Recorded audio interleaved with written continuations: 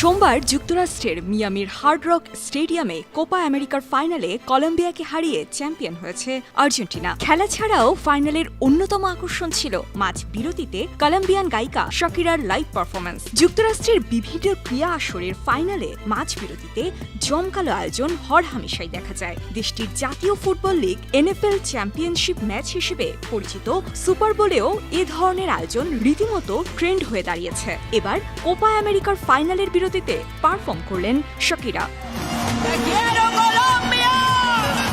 ফুটবলের সঙ্গে শাকিরার সম্পর্ক বেশ পুরনো। 2010 সালে দক্ষিণ আফ্রিকায় অনুষ্ঠিত ফুটবল বিশ্বকাপের থিম সং ওয়াকা ওয়াকাও ছিল তারই গাওয়া। আজও এই গানে শাকিরার পারফরম্যান্স মনে রেখেছেন সবাই।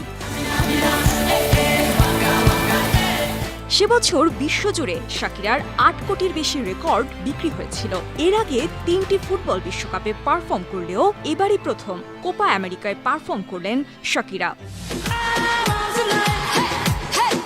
ফাইনালে উপস্থিত দর্শকদের গেয়ে শোনান হিপস ডোন্ট লাই, ওয়াকা ওয়াকা সহ তার বেশ কয়েকটি জনপ্রিয় গান। মাত্র 25 মিনিটের পারফরমেন্সের জন্য $2 মিলিয়ন পারিশ্রমিক নিয়েছেন শাকিরা, বাংলাদেশি মুদ্রায় যা প্রায় 23.5 কোটি টাকা। তবে পুরো স্টেডিয়াম মাতিয়ে রাখলেও নিজ দেশ কলম্বিয়ার হারে কিছুটা মনক্ষুণ্ণ হন এই পপস্টার। এদিকে সাধারণ দর্শকের পাশাপাশি আর্জেন্টিনার জয়ে উচ্ছ্বসিত দেশীয় শোবিজের জনপ্রিয় মুখ মেহজাবিন চৌধুরী। বর্তমানে অবকাশ যাপনের উদ্দেশ্যে যুক্তরাষ্ট্রে অবস্থান করছেন অভিনেত্রী। সেই সুযোগে কোপা আমেরিকার আসরও উপভোগ করেছেন গ্যালারিতে বসে। সামাজিক যোগাযোগ মাধ্যমে অভিনেত্রী রিলসটি শেয়ার করে লিখেছেন আর্জেন্টিনা টিমের জয় উদযাপন।